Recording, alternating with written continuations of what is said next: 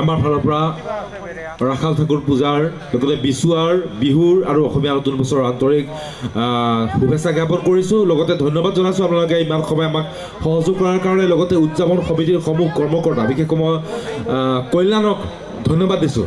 তেখেতে আমাক ইয়ালৈ আমন্ত্ৰণ কৰি এইখন মঞ্চত থিয় হৈ আপোনালোকৰ সন্মুখত কিছু সময় হাঁহি ধেমালি কৰাৰ সুযোগ দিয়াৰ বাবে এই চেগতে কল্যাণলৈ তথা উদযাপন সমিতিৰ সমূহ কৰ্মকৰ্তালৈ ধন্যবাদ আৰু শুভেচ্ছা জনাই আপোনালোকক পুনৰ লগ পোৱাৰ আশালৈ আজিৰ অনুষ্ঠান সামৰিছোঁ। ধন্যবাদ। শুভৰাত্ৰি।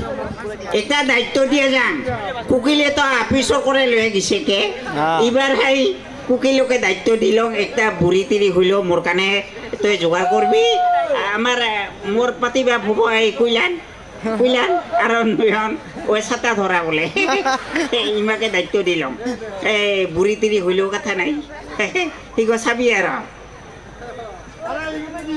আৰু লগ পাম।